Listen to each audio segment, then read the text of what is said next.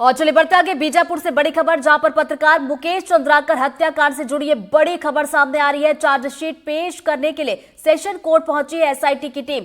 1000 पन्नों की चार्जशीट को पेश करेगी एसआईटी की टीम और इस पूरे मामले में 1500 पन्नों की केस डायरी भी पेश की जाएगी। चार्जशीट में 72 लोगों को गवाह बनाया गया है।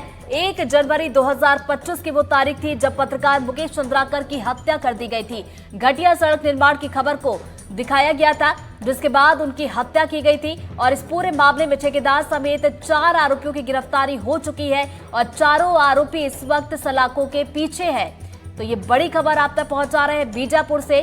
पत्रकार मुकेश चंद्राकर हत्याकांड से जुड़ा एक बड़ा अपडेट, जहां पर चार्जशीट पेश करने के लिए एसआईटी की टीम सेशन कोर्ट पहुंच चुकी है। चार्जशीट यहां पर पेश की जाएगी। 1000 पन्नों की ये चार्जशीट है जो एसआई की टीम आज पेश कर रही है और इस पूरे मामले में साथ ही साथ 1500 पन्नों की केस डायरी भी पेश की जाएगी। तो बताते चले कि इस चार्जशीट में 72 लोगों को गवाह बनाया गया है। और फिर से बता दें आपको कि 1 जनवरी इसी साल, जब साल की शुरुआत थी, 1 जनवरी 2025 को पत्रकार मुकेश चंद्राकर की हत्या कर दी गई थी, क्योंकि घटिया सड़क निर्माण की खबर को दिखाया गया था और उसके बाद उनकी हत्या कर दी गई थी। और इस पूरे मामले में ठेकेदार समेत 4 आरोपियों की गिरफ्तारी हुई है और चारों ही अभी जेल में हैं।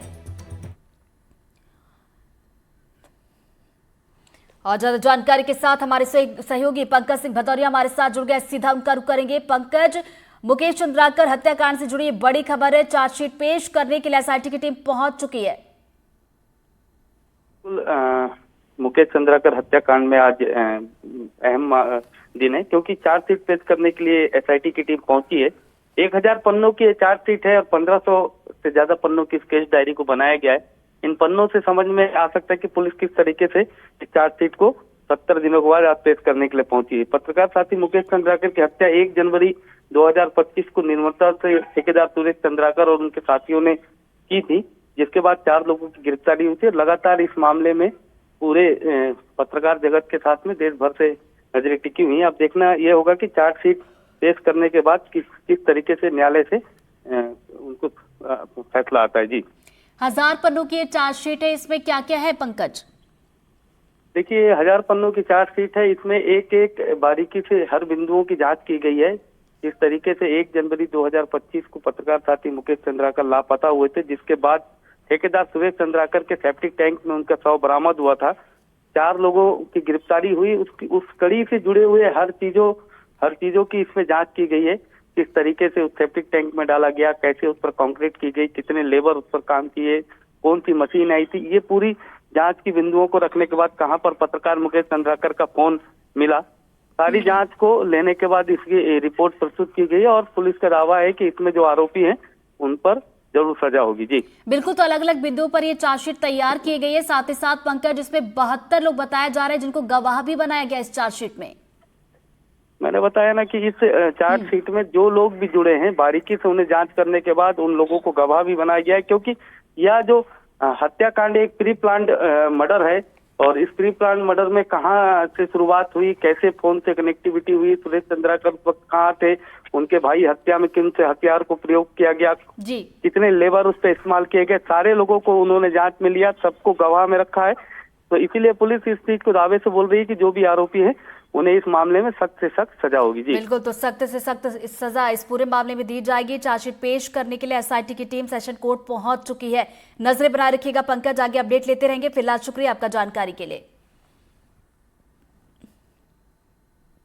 और चलिए अब बात करते हैं बंदर के रेस्क्यू की। एक बंदर ने एक्सप्रेस ट्रेन को रोक दिया। सुनने में हैरानी होगी, लेकिन ये सच है। बंदर छत्तीसगढ़ एक्सप्रेस ट्रेन की छत पर चढ़ गया। बंदर के रेस्क्यू में रेलवे विभाग के हाथ पांव फूल गए। आगरा कैंट रेलवे स्टेशन पर बंदर ट्रेन के ऊपर चढ़ा था। उछल कूद के दौरान बंदर को करंट भी लगा तो वो कपलिंग के बीच में कूद गया। आनंद फानन में कंट्रोल रूम को इसकी जानकारी दी गई। फिर ट्रेन को बामनोर में रोककर बंदर को ट्रेन की छत से भगाया गया। तो ये तस्वीरें आप जरा देखिए। छत्तीसगढ़ एक्सप्रेस लालघेरे में आप देखेंगे बंदर जो कि छत पर चढ़ गया था और काफी मशक्कत के बाद, घंटों के प्रयास के बाद इसे भगाया गया।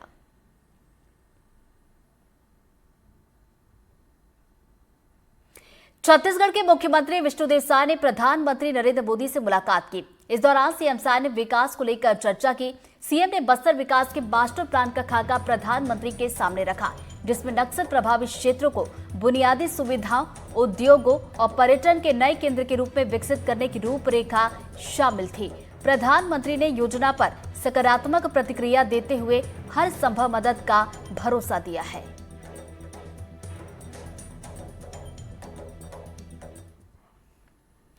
बढ़ते आगे, 30 मार्च को पीएम मोदी छत्तीसगढ़ के दौरे पर आ रहे। इससे पहले सीएम विष्णुदेव साय ने दिल्ली में उनसे मुलाकात की। दोनों के बीच प्रदेश के कई मुद्दों को लेकर चर्चा भी हुई। इसके साथ ही सीएम साय ने दिल्ली के संसद भवन में केंद्रीय संचार और उत्तर पूर्वी क्षेत्र विकास मंत्री ज्योतिरादित्य सिंधिया और झारखंड के राज्यपाल संतोष गंगवार से भी मुलाकात की।